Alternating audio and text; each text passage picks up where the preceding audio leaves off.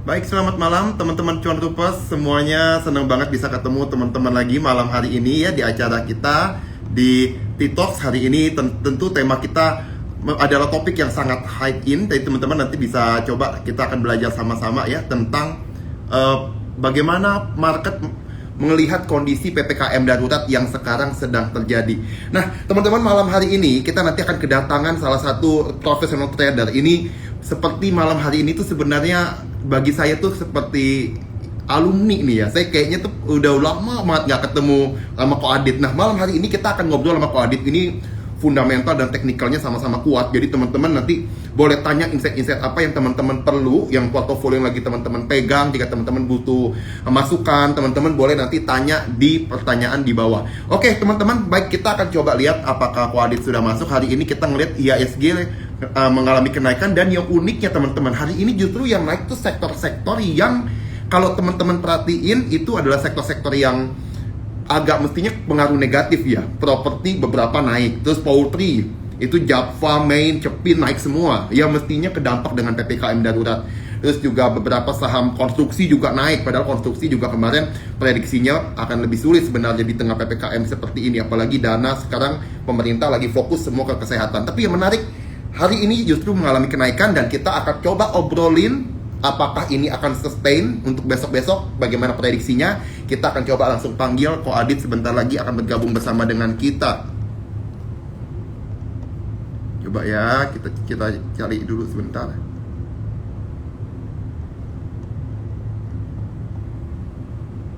Oke, kita tunggu sebentar.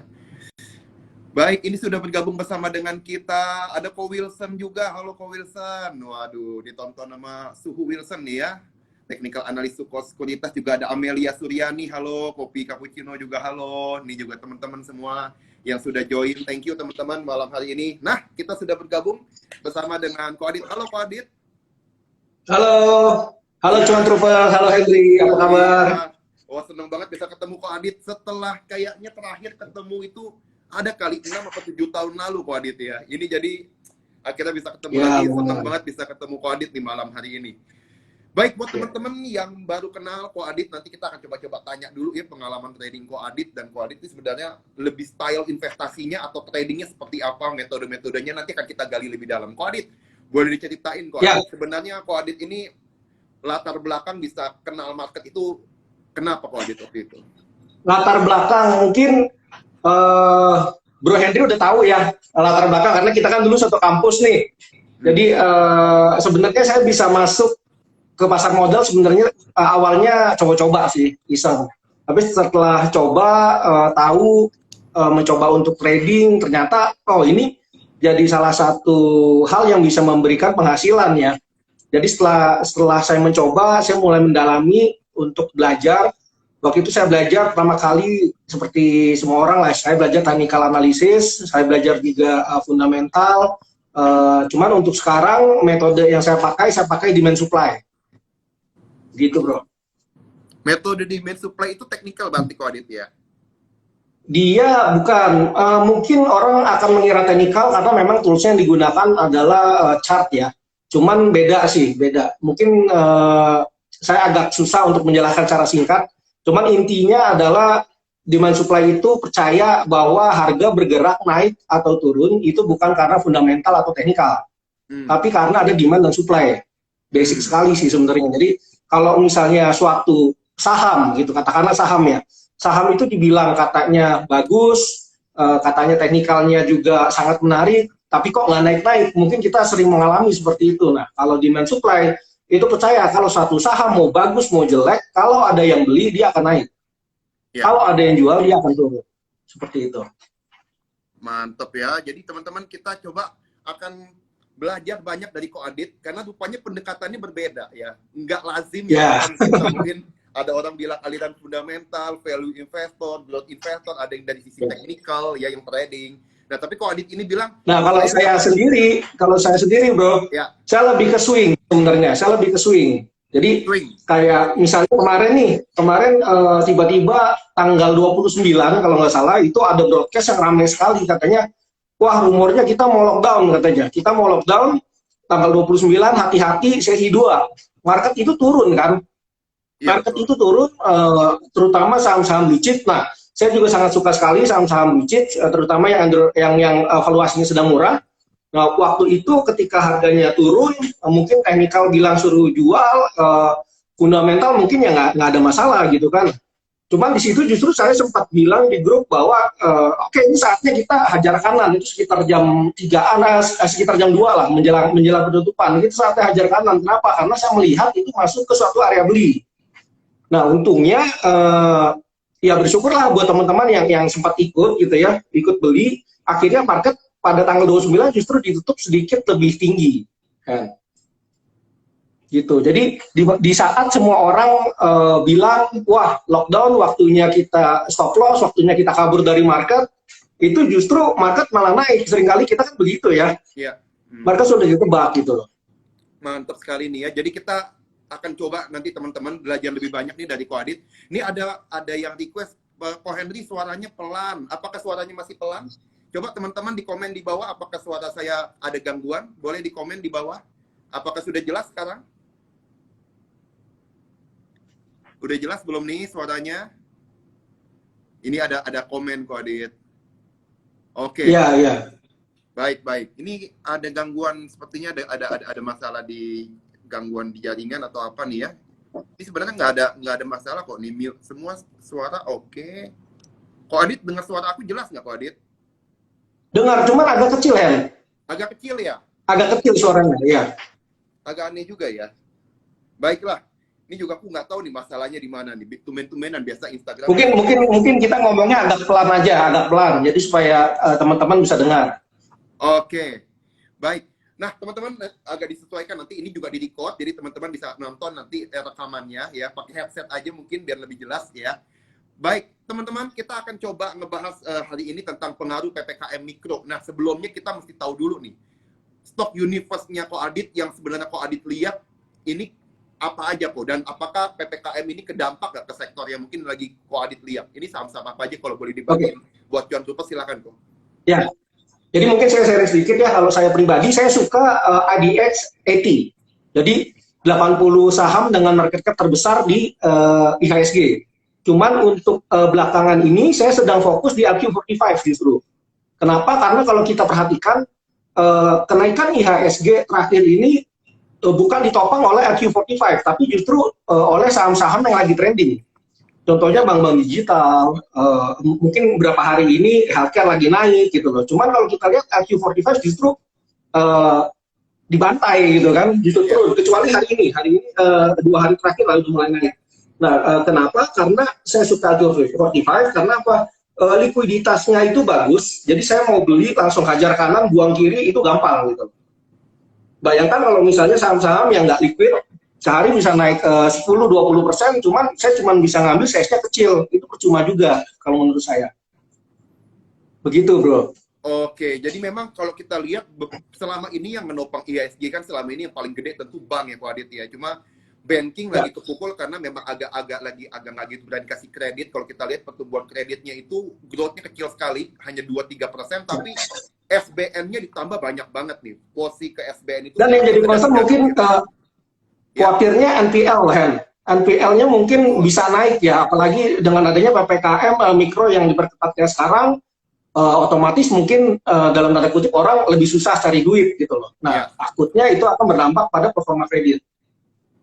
Betul. Dan juga perbankan ini sekarang juga karena BUMN, kebanyakan BRI, Mandiri, BNI ini kan banyak pinjaman ke afiliasi. Kita bisa dengar kemarin Garuda Indonesia, Ko Adit ya, yang sedang mempertimbangkan opsi pilot katanya. Ya, betul. Jadi ya, betul. Karena restrukturnya berhasil, tentu dia mesti nama CKPN, terus juga Waskita lagi tahap negosiasi untuk restruktur. Jadi memang BUMN sendiri terdampak dan pengaruh ke afiliasi ini cukup gede untuk sesama BUMN. Makanya mungkin BCA doang yang sekarang nggak gitu kebantai ya, kok ya. Kalau yang lain turun banyak, tapi BCA bisa survive 30 ribuan tetap bagus. Mungkin kalau dilihat dari psikologi market juga, sekarang ada disrupsi nih kita. Kita yang tadinya konvensional, ekonomi, sekarang kan lagi hype banget yang namanya bank digital. Betul. Jadi fund-fund juga mungkin yang sekarang suka, mungkin kalau teman-teman perhatikan ya, kita di bursa itu sekarang sektoralnya pun berubah loh. Kalau dulu kan kita tahu ada consumer, ada mining, ada finance, ada trade ya. Sekarang kan berubah jadi 11 kalau nggak salah jadi 11. Itu saya juga belum hafal semua. Kayak consumer gitu dibagi jadi cyclical sama non cyclic. Terus ada apa namanya yang teknologi. Nah, yang banking juga sekarang kan kita sedang diserbu dengan maraknya itu digital banking. Mungkin orang-orang yang tadinya invest di konvensional banking, mereka switching gitu loh. Mereka pindah ke bank-bank yang kampanyenya adalah digital. Seperti itu, Hen. Iya, jadi memang kita, kalau Adit lihat perlu hati-hati nggak? Karena semua apapun yang berubah transform jadi digital ini kan tiba-tiba hype nih. Orang udah nggak lihat PI, nggak lihat PBT, pokoknya meledak aja naik harganya. Kalau Adit lihatnya, apa kalau Adit ngikutin di Uber harganya naik atau kayak gimana biasa kalau Adit strategi? Kalau saya pribadi, saya nggak suka yang ngejar-ngejar. Jadi contohnya nih, hari ini keluar berita emiten ABC misalnya, saya nggak sebut merek ya. Terus tiba-tiba begitu open, dia langsung loncat sekian persen, dia naik kencang, itu saya nggak akan kejar kan. Kenapa? Yang pertama, itu untuk valuasi kita sulit ya, untuk yang new economy ini. Kita kalau mau bicara bank-bank digital menggunakan mungkin rasio-rasio yang lama, seperti PBV segala macam, itu menurut saya nggak relevan. Kenapa? Bank-bank digital seperti ini kan kita nggak bisa lihat buku yang sebelumnya.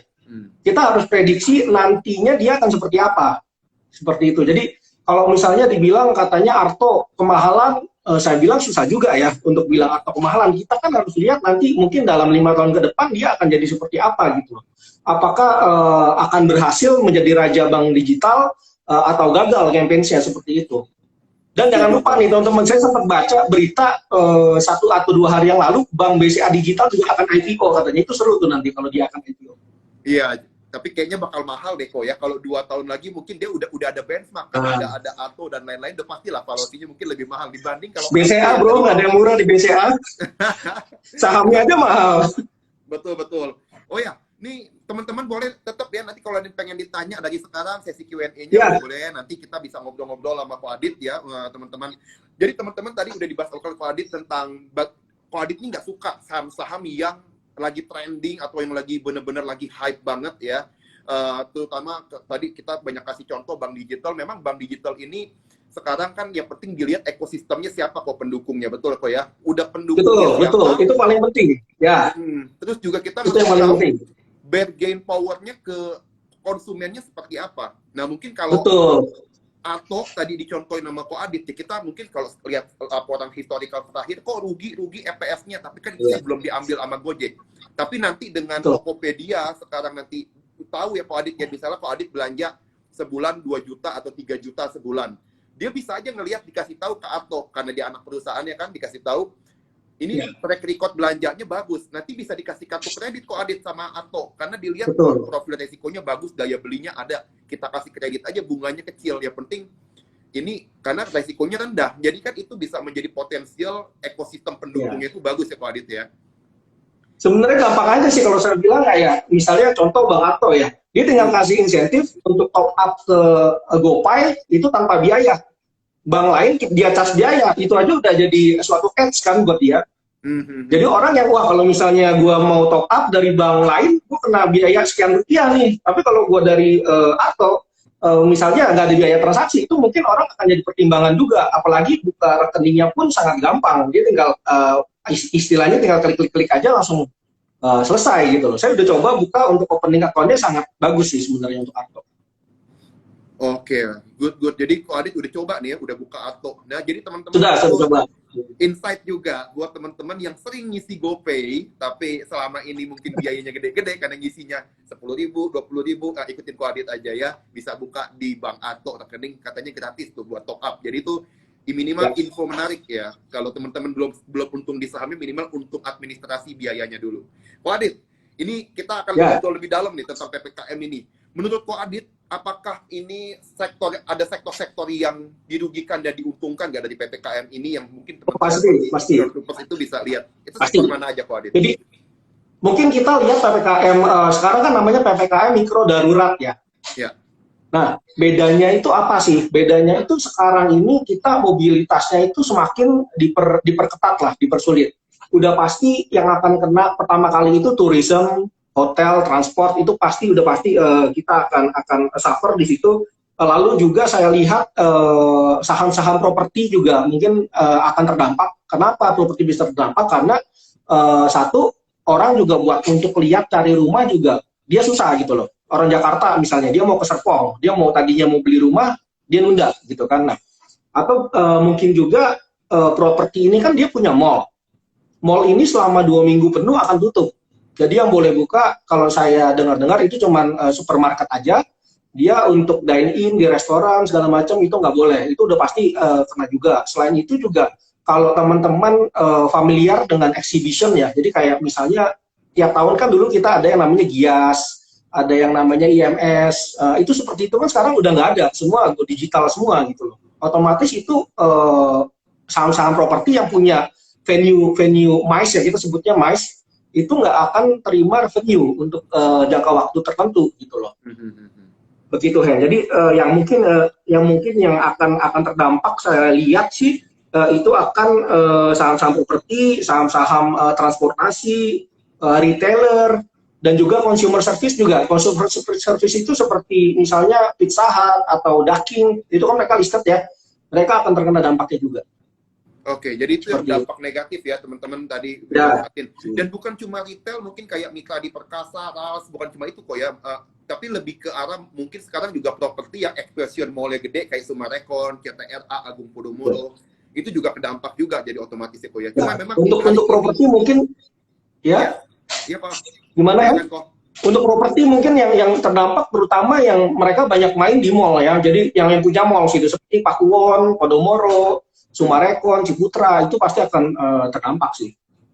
Betul. Jadi ini sebenarnya tinggal kalau sekarang kita lihat naik ya karena memang orang masih lihat masih ada positifnya karena vaksin kita ini makin lama makin meningkatnya tajam ya kok ya. Sekarang udah 1,5 juta orang divaksin.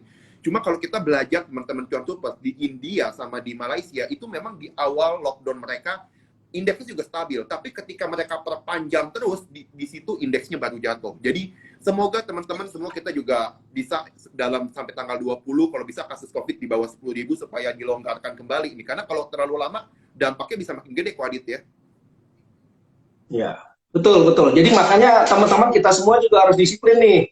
Kita nggak bisa bergantung pemerintah melakukan apa, tapi kembali ke kita sendiri juga kita harus disiplin, pakai masker, kita jangan keluar rumah dulu deh, kita trading di rumah aja. Bener nggak? Kita trading dari rumah aja, nggak usah keluyuran.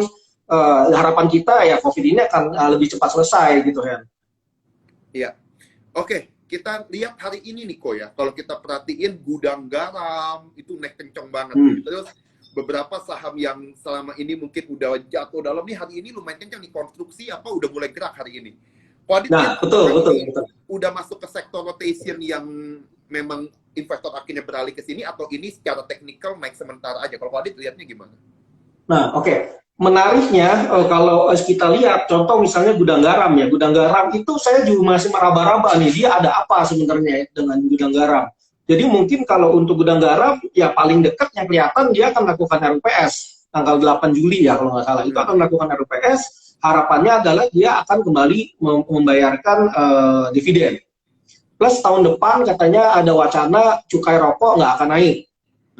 Oke, nah cuman logikanya kalau misalnya kenaikan gudang garam ini karena tahun depan dia nggak akan ada kenaikan cukai, harusnya Sampurna, Wismila, Rimba atau Bentul juga naik. Tapi kenapa gudang garam sendiri yang naik begitu kencang gitu loh. Jadi ada satu rumor yang saya dengar juga katanya akan ada corporate action terkait akuisisi dari Japan Tobacco ya. Gitu. Jadi ini sebenarnya cerita lama, cuman katanya sekarang sedang ada pendekatan lagi untuk ada take over atau seperti apa, saya juga kurang bisa sharing ke teman-teman nih. Cuman rumornya akan terjadi merger atau akuisisi. Seperti itu.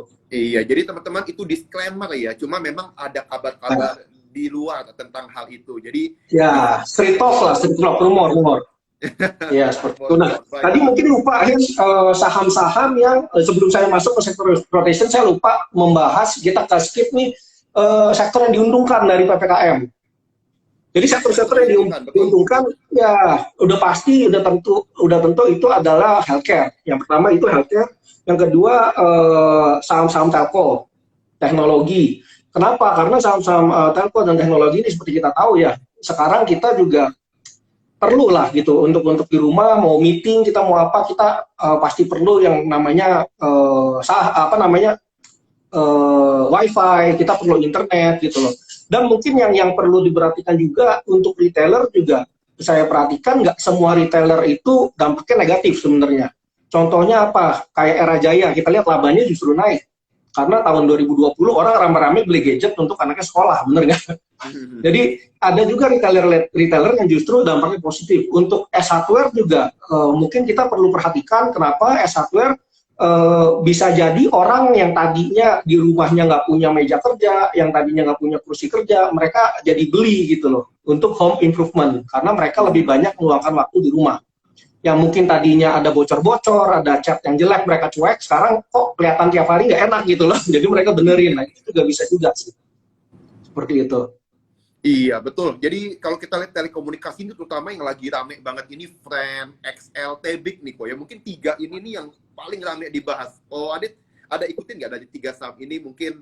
Jadi kalau telco sendiri, kalau telco ya, saya lihat memang lagi ramai sentimen. Contoh, Telkom juga sebenarnya dia sentimennya ada positif atau negatif sih, diantaranya dia kan kena tele tuh si Telkom. Ya. Nah Telkom itu kena tele. Nah selain itu Excel, Isat, Friend sedang ada akuisisi juga. Jadi memang banyak sentimen di sektor telekomunikasi yang menurut saya justru itu bikin jadi makin menarik gitu loh. Nah kebetulan Telkom juga saya lihat lagi relatif murah nih sekarang ya. Ikutin nggak? Telkom? Coba kita lihat ya. Telkom. Ini saya sambil buka chart ya. Boleh kok, silakan.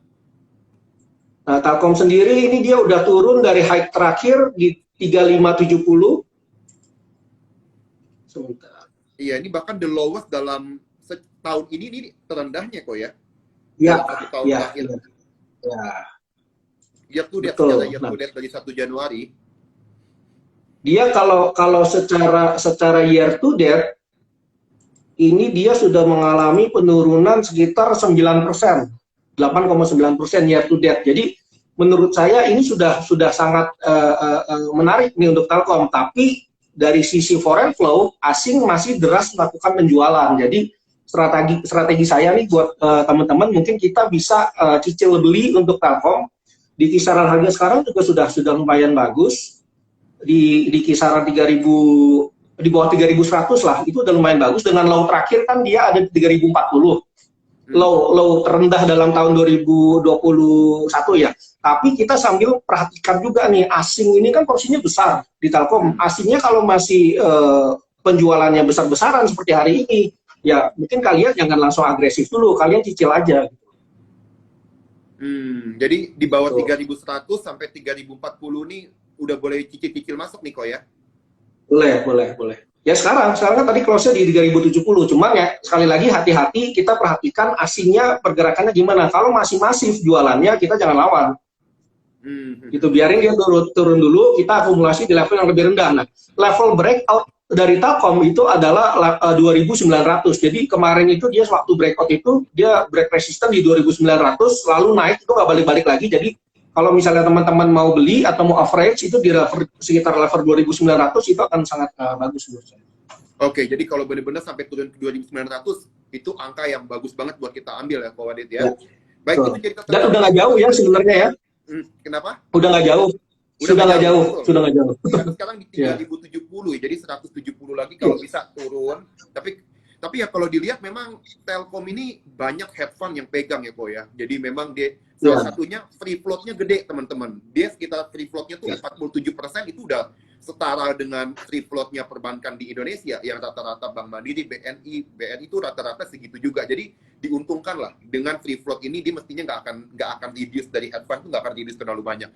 Cuma memang kalau kok lihat kok dengan Bukalapak bulan ini rencananya mungkin tanggal 29 nih, kalau nggak salah dia tanggal 29 bakal IPO, terus juga Goto katanya belum tahu tanggalnya tapi dalam waktu dekat kemungkinan mau IPO juga. Apakah menurut Kokoh flow dana nih sekarang apakah sekarang sedang dijaga supaya masuk ke mereka karena market cap mereka gede, atau pengaruh nggak kok ke market sekarang?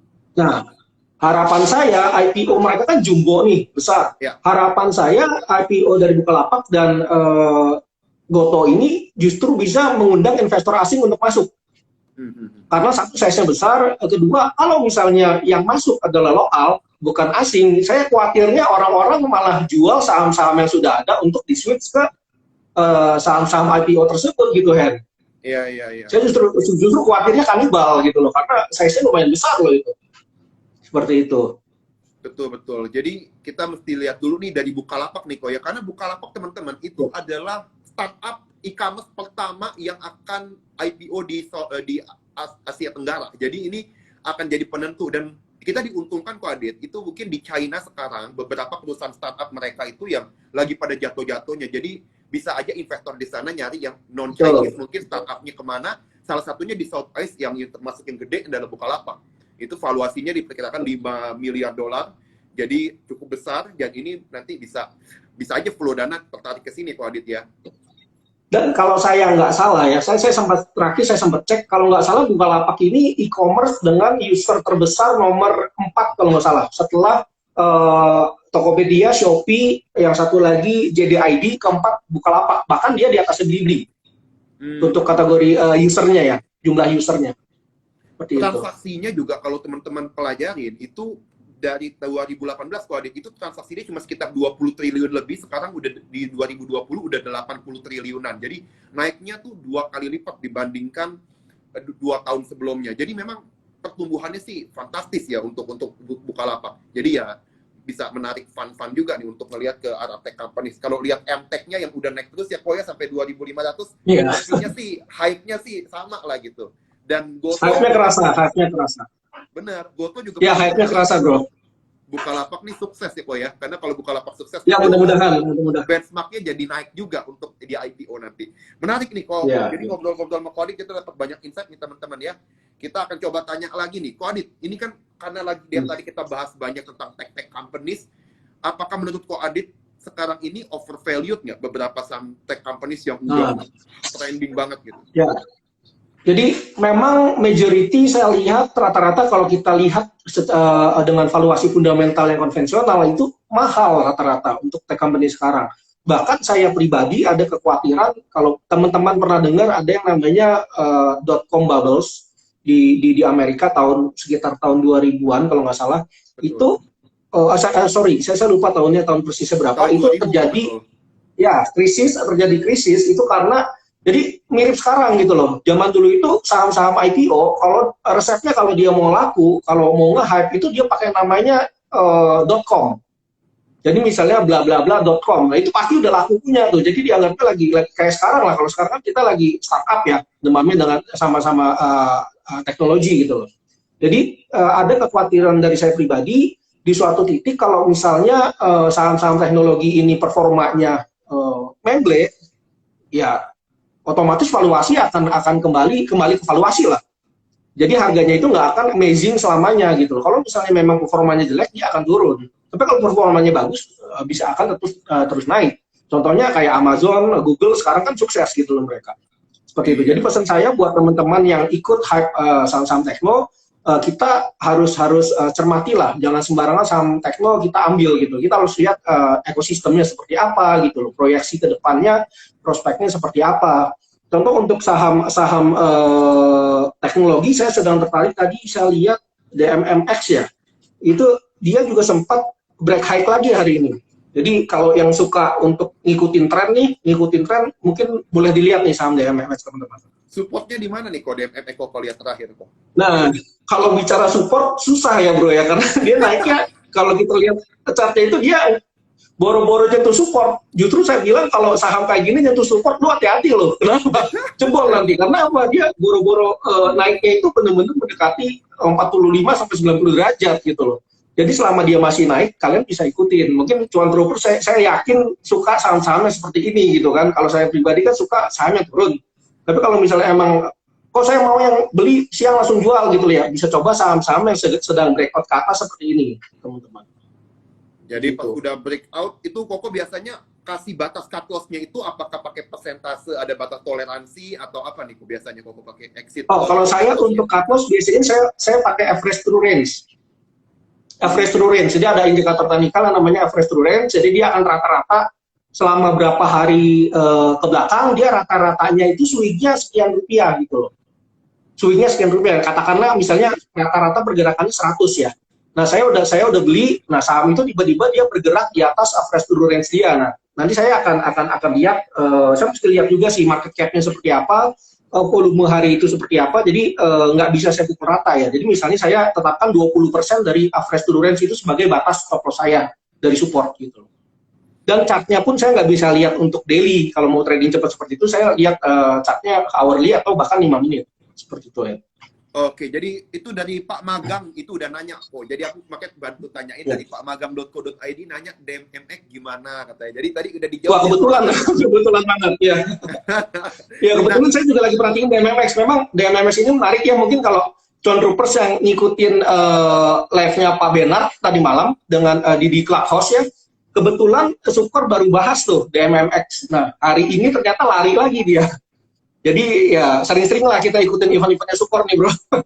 Betul, jadi teman-teman bisa dengerin Clubhouse-nya Pak Bernard juga. Kita tiap Selasa dan Jumat ada TikTok seperti ini buat ngebantu teman-teman supaya tahu kondisi terkini ini, apa yang mesti dilakukan teman-teman ya. Dan ini bentuknya insight, bukan rekomendasi. Jadi teman-teman nanti tetap, ketika ada saham yang hype, tentu teman-teman harus juga jaga money management. Karena tadi Ko Adit berapa kali nge-highlight kata hati-hati. Jadi kalau mau masuk ya udah, taruhnya mungkin ya kita siap kalau dia turun mungkin 5-10%, nggak pengaruh ke psikologis kita kok ya. Jadi kita betul. money management. Penting sekali bro, betul sekali yang dibilang Bro Henry, money management sangat penting. Yang kedua kita harus punya yang namanya trading plan. Ya. Trading plan itu maksudnya apa? Saya masuk di angka berapa, rugi saya mau berapa persen atau berapa rupiah, target saya mau berapa. Jadi kalau misalnya ruginya udah kena nih, saya batasi di sini rugi misalnya 500.000 gitu loh. Jadi begitu udah loss-nya 500.000, keluarlah, disiplin. Jadi jangan sampai nanti takutnya saya udah keluar, dia naik lagi, nggak apa-apa, kita tutup mata, kita keluar aja. Selama trading kalian benar ya. Jadi kalian penting harus punya namanya trading plan. Kenapa? Kalau misalnya enggak, ujung-ujungnya nanti akan nyangkut gitu loh. Terutama di saham-saham yang sedang hype seperti ini. Iya, betul. Jadi teman-teman, itu tadi, jadi kita mesti jaga money management, diversifikasi juga ke saham-saham yang lagi hype-hype ya, untuk yang sekarang lagi ramai. Betul, ada porsinya lah. Mungkin kalau saya di saham-saham seperti ini, saya akan taruh maksimal 20% dari portfolio. Seperti itu, Hen. Saya pribadi justru suka saham-saham yang lagi digebukin habis-habisan tuh, konstruksi misalnya. Konstruksi, customer good itu sekarang saya lagi lirik, kenapa? Dia turunnya udah sangat jauh, dan sekarang juga udah mulai tanda-tanda reversal gitu loh. Valuasi mungkin sekarang kalau konstruksi valuasi masih jelek karena apa? Nggak ada income mereka kan. Cuman kan kita lihat apakah kondisi seperti ini akan bertahan selamanya gitu loh. Kan enggak. Saya yakin konstruksi suatu hari akan kembali bagus selama anggaran pemerintah udah masuk lagi untuk infrastruktur ya. Untuk customer good juga menurut saya ini ada beberapa yang sudah menarik untuk dikoleksi, kayak ICBP kemarin resultnya baru keluar bagus kan. ICBP dan Indofood gitu loh, ternyata nggak jelek juga, makanya market langsung respon seperti itu, Hen. Oke. Nah, teman-teman buat sekedar menambahkan info dari Ko Adit, Indofood itu kalau teman-teman tahu, ya dia tuh kan di tahun 2017 itu datanya kok, dia nguasain 71% market share mie instan di Indonesia. Tentu untuk upside-nya naik, mungkin agak terbatas karena udah gede ya kok ya.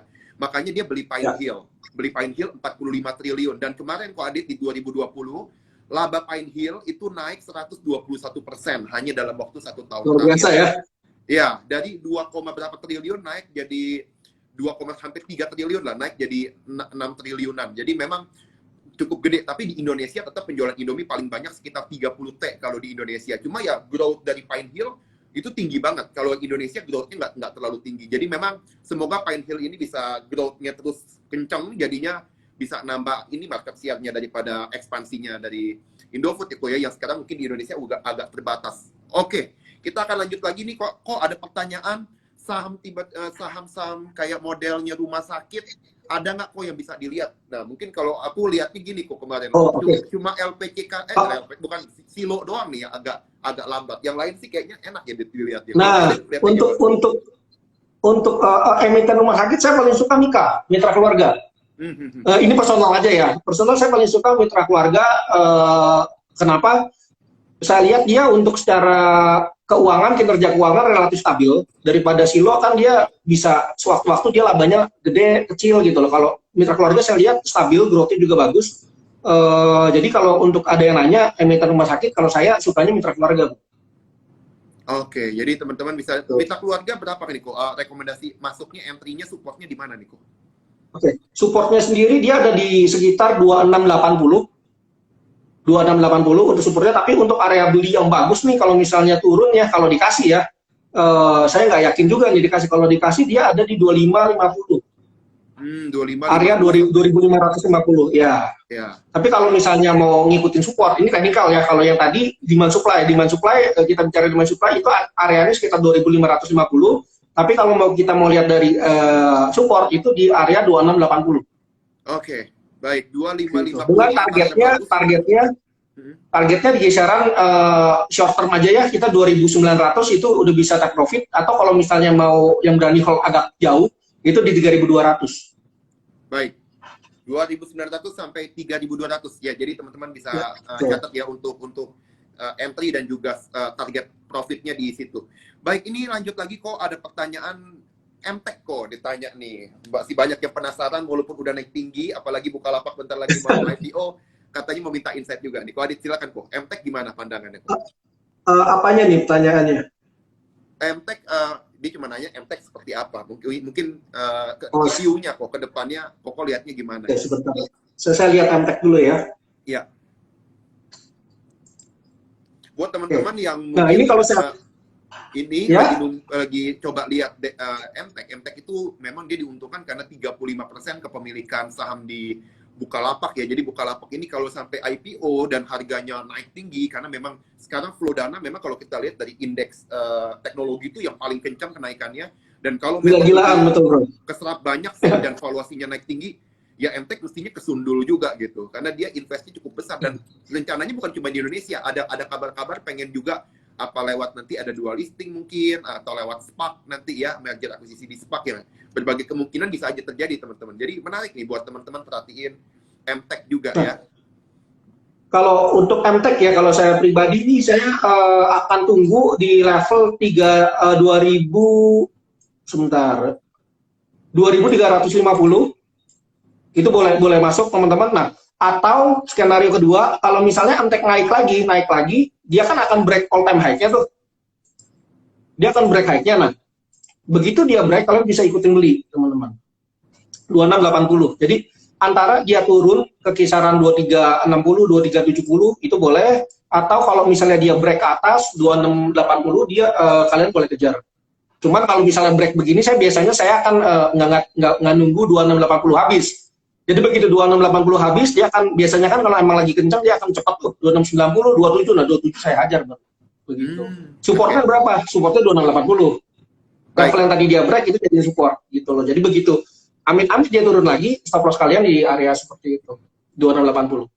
Oke, jadi MTech memang udah supportnya dia udah tinggi banget kok ya, luar biasa nih ya gara-gara. Resisten bro, resisten. Ya untuk support terdekat ya tadi saya kasih itu support terdekat, karena kalau saya kasih support yang agak jauh, yang ya sebenarnya sih ada yang bagus itu di kisaran 1920, cuma kan itu lumayan jauh ya, 1920 kayaknya nggak akan dikasih sih gitu loh.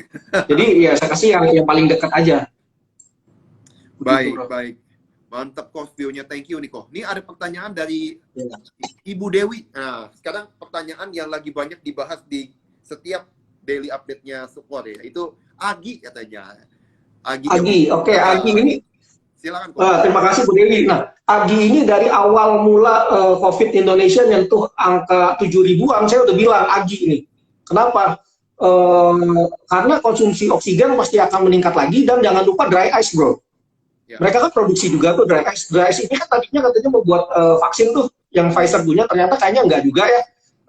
Justru sekarang saya lihat itu kita perlu untuk memindahkan ampul-ampul plasma darah. Jadi kalau yang kayak gini nih, saya sempat berapa kali dapat broadcast katanya dia lagi nyari plasma darah dan supplier untuk dry ice katanya. Saya tanya kenapa kok perlu dry ice, karena dia perlu kirim keluar kota. Jadi misalnya kita di Jakarta, kita perlu plasma darah dapatnya di kota Bogor katakanlah. Nah itu katanya pakai dry ice, saya juga kurang tahu, mungkin teman-teman yang ada di medis bisa bantu ya, katanya seperti itu. Jadi kalau misalnya emang itu benar, itu AGI akan bagus sekali gitu loh. Cuman saya pribadi ya itu tadi saya bilang saya nggak gitu suka saham-saham yang lagi nge-hype ya.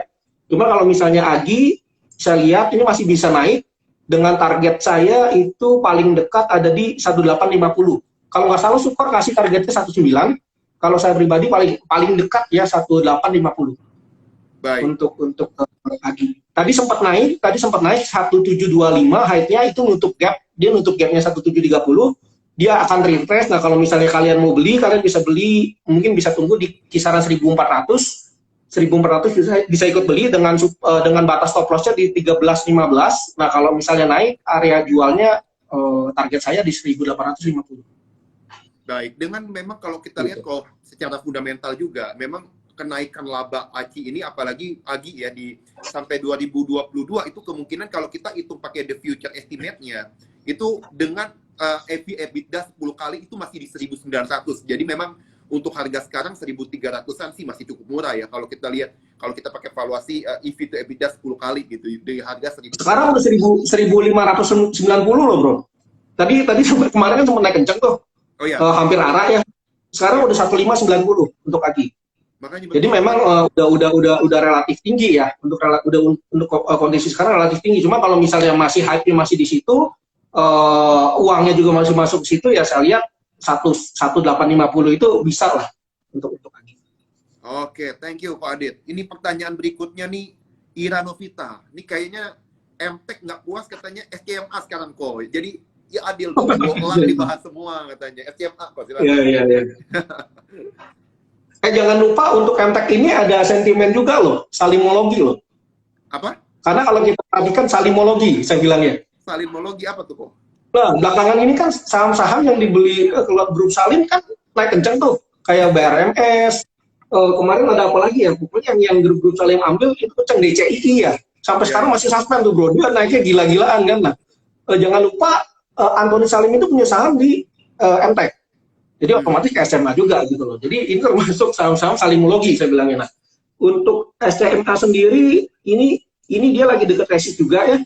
Untuk SCMA dia akan menarik kalau misalnya dia sudah bisa nge-break level 1930 nih untuk SMA.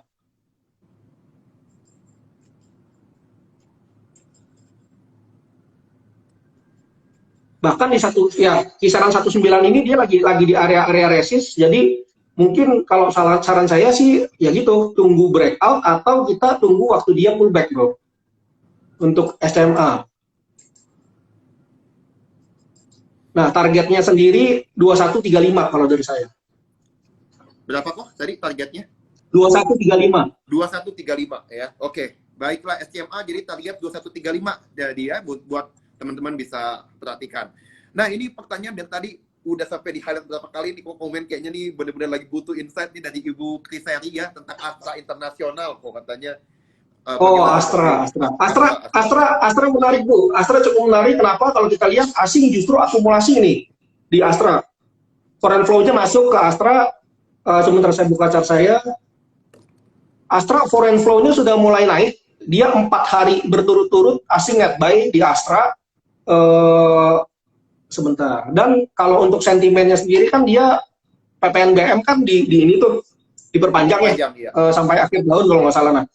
Dan juga jangan lupa dia juga ada stakes di Gotoh.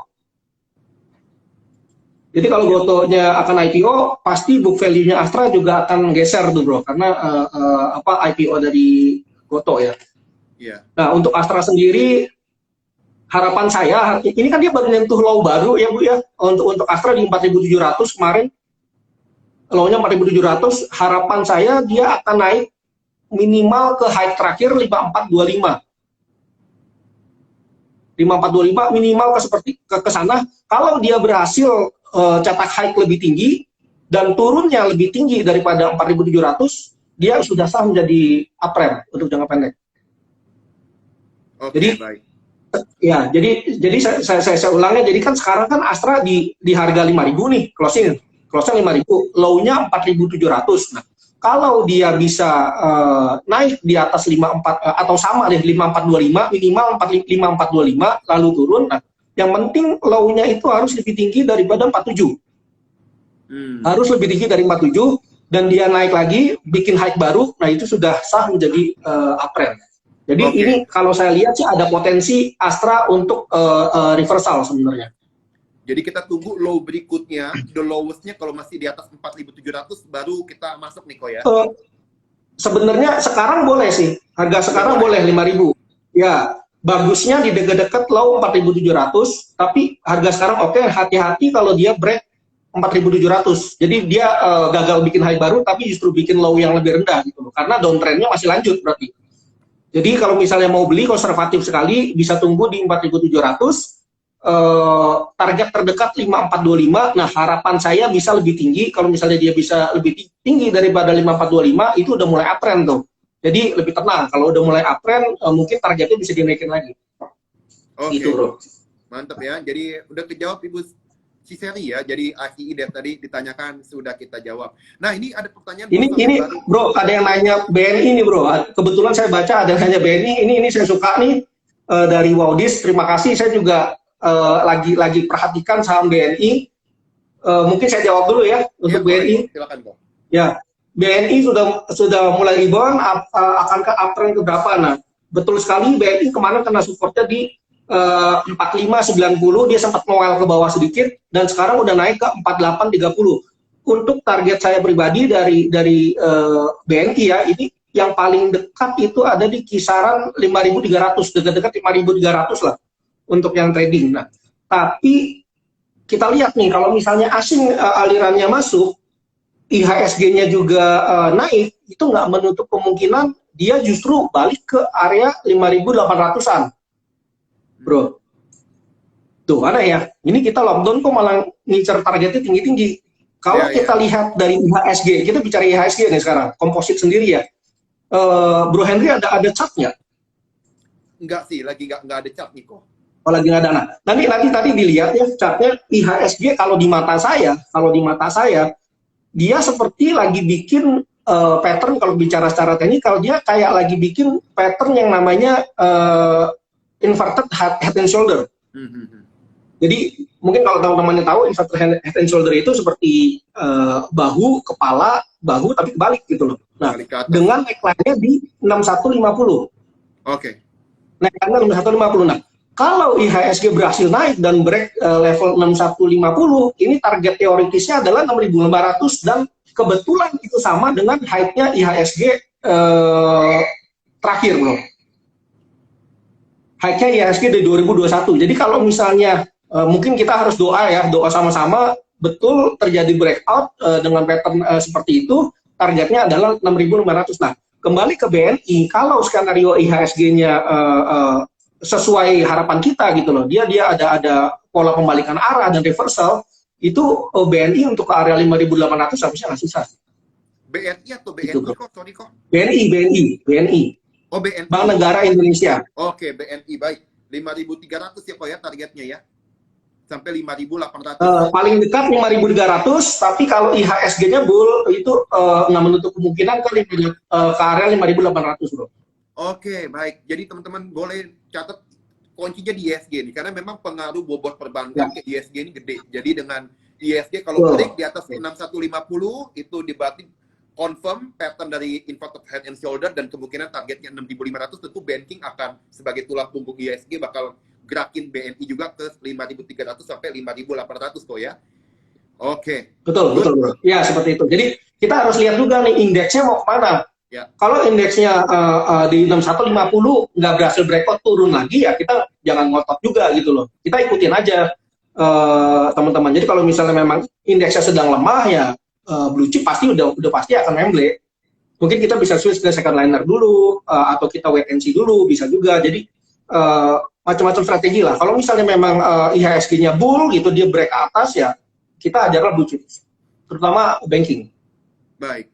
Jadi itu udah catatan buat teman-teman nih ya, karena memang universe keahlian Ko Adit itu di saham-saham blue chip nih. Jadi teman-teman udah bisa tanya yang teman-teman lagi pegang fotonya sekarang yang blue chip. Nah, ini ada pertanyaan kok dari saham yang baru IPO kemarin, itu Archie dan Friend kok. Ini diminta insight-nya tentang Archie dan Friend. Silakan Ko Adit. Archie ya. Nah, untuk Archie sendiri valuasinya saya sempat baca sih, valuasi Archie ini justru lebih murah daripada MDKA ya. Mungkin pairnya saya cari-cari mungkin yang paling mendekati ya MDKA gitu.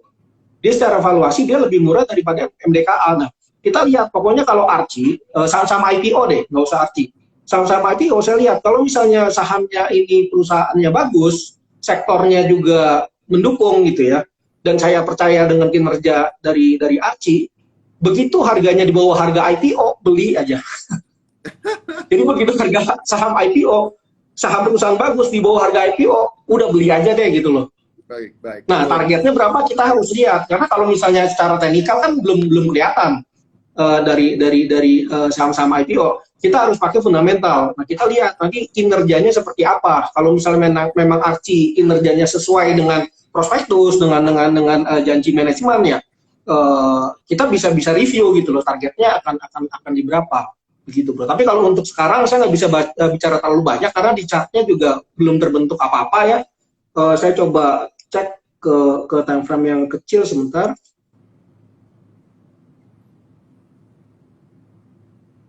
Untuk paling dekat mungkin dia resisten ini saya pakai chart yang 5 menit. Paling dekat resisten dia di 770. 770 untuk ya. Archie. Yang memang nggak jauh karena dia juga IPO baru berapa hari kan, gitu. Seperti itu. Tapi kalau untuk bicara secara fundamental, saya yakin Archie bisa lebih tinggi sih. Saya belum baca secara detail, cuma saya baca sekilas memang Archie lebih murah daripada yang ditaruh. Menarik. Teman-teman, ini buat nambahin yang tadi ya, technical Ko Adit, jadi 770 kalau bisa break, teman-teman lebih baik Uber, karena memang harga IPO-nya 750, dan Archie ini Ko Adit, dia punya 40.000 hektar lahan konsesinya. Nah, sekarang ya baru diekspor itu baru 10%.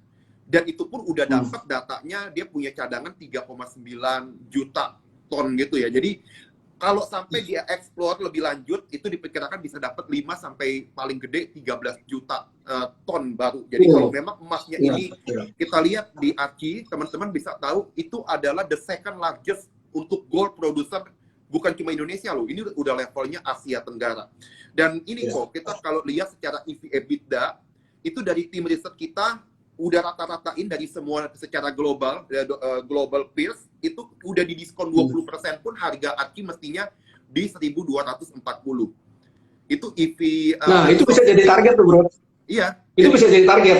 1.240 dari target dari tim riset Super Sekuritas kok ya, karena memang Archie ini teman-teman bukan cuma bagus dari sisi tadi kita lihat harga IPO-nya juga, tapi teman-teman dia punya rencana itu 5 tahun lagi dia mau doublein produksi di 2026, dia mau doublein produksi dan tidak mau pakai right issue, rencananya akan pakai cash flow aja, saking cash flow-nya tuh kuat banget.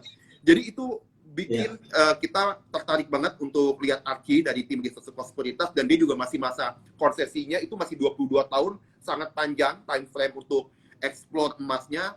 Jadi teman-teman, ini Archie juga salah satu perusahaan yang punya cost paling paling kecil sedunia, jadi paling efisien.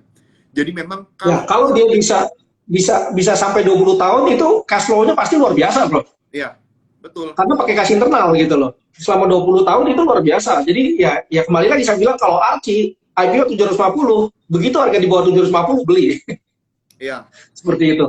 Dan dia sebelum IPO Ko Adit, 10 tahun terakhir sebelum IPO itu selalu membukukan profit dan selalu bagi dividen. Dan itu dia tetap pengen coba jaga kalau memang nggak ada kondisi-kondisi yang memang memaksa untuk berubah, itu akan tetap mau dipertahankan rencananya. Jadi memang Archie ini bagus banget ya buat teman-teman perhatikan untuk prospeknya gitu. Ya. Iya, menarik. Iya. Oke, kita lanjut lagi nih kok.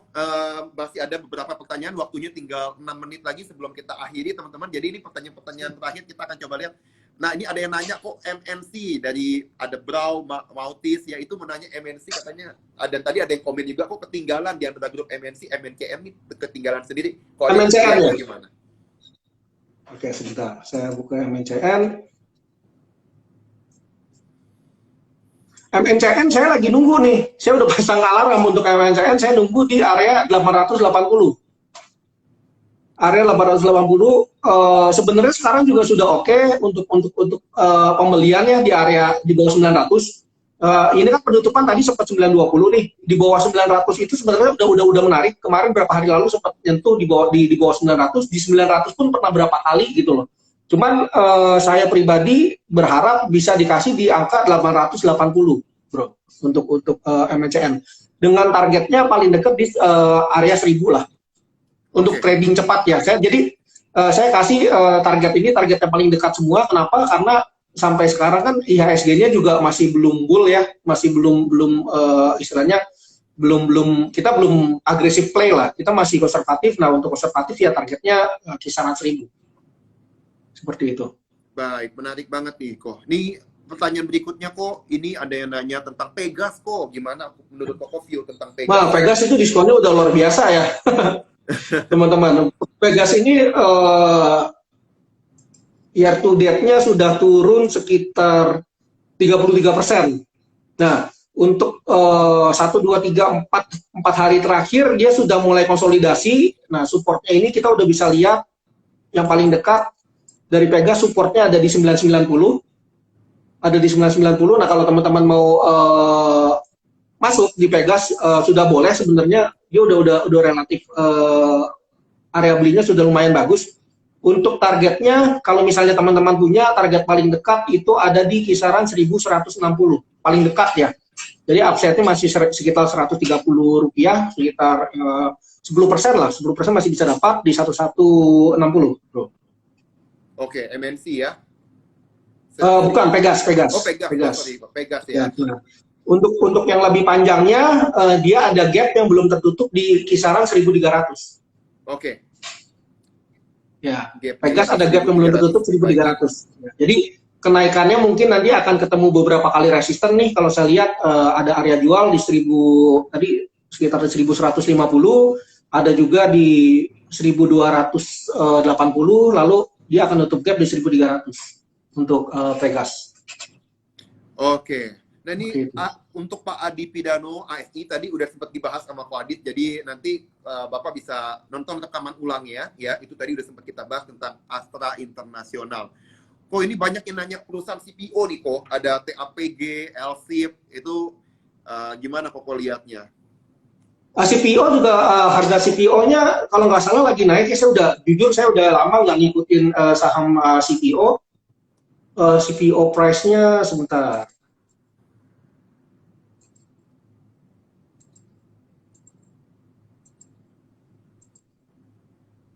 Ya, CPO-nya sudah hari ini sudah mulai naik, betul. Mau nanya saham apa tadi? LSIP dan TAPG kok. LSIP ya.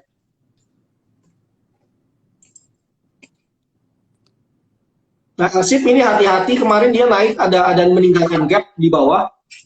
Jadi dia sempat naik dulu, besoknya naik lagi. Jadi gini, untuk gap saya nggak suka nih yang terjadi setelah harga sahamnya naik, bro. Jadi kalau misalnya harga saham naik, terus dia ada gap lagi, itu kalau tadi kalau bilang exhaustion gap ya. Jadi istilahnya itu nggak bagus. Yang bagus itu adalah breakaway gap. Nah kalau yang seperti ini mungkin saya akan nunggu dia balik untuk nutup gapnya lagi, atau saya akan tunggu bahkan di level yang lebih rendah untuk LSIP. Untuk LSIP sendiri jujur saya belum begitu tertarik untuk CPO. Saya lebih tertarik justru saham-saham batubara. Kayak tadi PTBA hari ini udah mulai naiknya agak lumayan gitu. Jadi kalau komoditas saya lebih suka saham batubara. Kenapa? Harganya sendiri itu udah gila banget, call udah di atas 130 gitu loh. Yeah. Kapan lagi call harga 130, harga saham PTBA di 2000, itu kapan lagi bro ketemu seperti itu gitu loh. Jadi ya menurut saya lebih tertarik saham-saham untuk komoditas, saya lebih tertarik di batubara seperti PTBA. Baik, ya teman-teman, itu tadi udah dibahas tadi banyaknya sama Ko Adit. Jadi kalau views dari saya sendiri, Ko Adit, ini untuk LSIP memang kemarin agak ada sentimen buruk dari BPK, minta cut loss untuk BPJS Ketenagakerjaan, beberapa saham. Oh iya, betul. Ali kalau nggak salah. Betul. Bukan Ali ya? Hah? Bukan Ali yang menang ya? Bukan AALI? LSIP. Oh sama ya? Oke. Ya, LSIP juga termasuk ITMG kalau nggak salah ya kemarin ya. Itu juga masuk. Jadi memang dana BPJS Ketenagakerjaan tuh gede banget soalnya ya. Itu dari 400 itu sekitar 15%-nya itu di saham kalau nggak salah, 15% kalau nggak salah ya. Jadi cukup gede dananya di sana, dan jadi kalau diminta cut loss ya bayangin cut loss-nya bisa berapa hari gitu. Jadi tunggulah sideways dulu ya, Ko ya. Kalau masih downtrend mendingan kita jangan nangkep pisau jatuh. Betul. Nah, sentimen seperti ini penting, bro. Sentimen seperti ini penting, kita harus tahu. Misalnya kita ada BPJS mau jual saham seperti itu kan informasi publik ya, kita bisa baca, ada berita saham-saham yang masuk itu kita waspada dulu, ya, gitu loh. Betul. Kita hati-hati dulu, karena size-nya besar, ya bayangin aja kalau misalnya tiba-tiba dia harus diputuskan untuk jual jangka waktunya sekian lama, ya otomatis sahamnya minimal nggak akan naik dulu tuh untuk sekian waktu, seperti itu. Iya. Kalau TAPG ini memang diuntungkan dia punya ESG ya teman-teman ya, karena dia punya ESG. Kalau CPO bisa naik kencang karena minyak dan batu bara sekarang udah tinggi banget harganya, biasanya tiga-tiganya nih saling keterkaitan nih, karena dia sama-sama sumber energi. Jadi kalau sampai naik, biasanya fund itu nyari yang punya ESG, dan ESG itu salah satunya yang punya adalah TAPG. Jadi memang TAPG itu terutama fund asing ya. Terutama fund asing, bro. Eropa. ESG itu environment, social, and government. Jadi harus corporate governance positif dulu. Jadi memang teman-teman kalau mungkin CPO mungkin TAPG kok ya, yang bagus kok ya. Sorry? Kalau dari sektor CPO mungkin salah satu stock picknya mungkin TAPG kali kalau Koko juga ya. Ya, TAPG karena dia unik gitu loh, dibandingkan dengan CPO lain yang notabene kena ban karena environmental gitu ya. Justru si TAPG ini punya ESG, jadi dia itu ada edge sendiri gitu loh. Dia ada daya tarik sendiri yang beda daripada CPO lain. Gitu. Oke. Oh, ini karena udah jam 9, ini terakhir paling kok pertanyaan dari tadi banyak banget yang nanya nih, belum pada bisa move on kayaknya nih ya. Dari friend kok katanya terakhir. Friend view-nya gimana kok? Friend. Oke. Untuk kita malam ini. Oke, untuk friend sendiri, nah untuk friend ini hati-hati nih, dia udah dekat dengan low, istilahnya dia lagi naik kemarin, dia sempat bikin low di area 1115. Kalau 1115 ini break, teman-teman hati-hati. Mungkin kalau untuk trading cepat ya, saya pakai chart yang lebih rendah sebentar.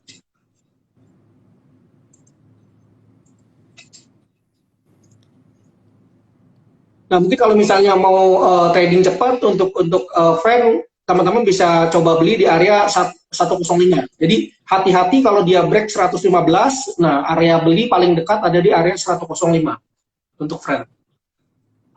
Untuk trading ya, untuk friend saya lebih suka trading. Kenapa? Dia naiknya juga udah lumayan tinggi nih untuk friend. Cuman ini masih menarik sih. Area beli yang bagus justru ada di area 96. Area beli demand yang bagus ada di area 96 untuk friend. 96, baik. 96 sampai 101 tadi kok ya. Kalau mau trading cepat di 105. Kalau misalnya istilahnya mau swing, kalian bisa nunggu di area 96. Saya suka area beli di 96. Oke. Baik, tadi sekali lagi teman-teman, itu yang Ko Adit lihat dari sisi demand supply zone-nya, dan itu memang teknik yang unik nih yang Ko Adit yang tadi dibilang bukan teknikal, bukan fundamental. Jadi teman-teman bisa jadiin tadi acuan 96 dan 105 angka buat teman-teman, baik batas cut loss-nya atau area belinya lah ya. Baik, Ko Adit, ini terima kasih banyak buat 1 jam bersama dengan teman-teman Cuan Tupas. Kita benar-benar terima kasih, banyak insight, banyak juga edukasi yang benar-benar bermanfaat buat teman-teman Cuan Tupas semua. Sesuai dengan tagline kita di Super Sekuritas yang terbaru, yaitu Stronger Together, teman-teman. Jadi kita mau tetap ngedukung teman-teman lewat edukasi-edukasi di Stock Daily Update nanti Senin bersama dengan Pak Bernard pagi-pagi ya. Dan juga kita akan setiap Selasa dan Jumat ada edukasi seperti ini. Nanti juga Sabtu kita akan ada webinar. Teman-teman semuanya ikutin aja acara-acara Super Sekuritas, karena tujuan kita supaya kita semua cuan sama-sama teman-teman, dan kita saling ngedukung. Pak Adit, terima kasih banyak buat waktunya. Thank you. Semoga Pak Adit sehat selalu dan teman-teman Cuan Tupas juga semua sehat selalu. Sukses buat teman-teman semua. Bye-bye. Bye-bye, thank you. Thank you, Pak Adit.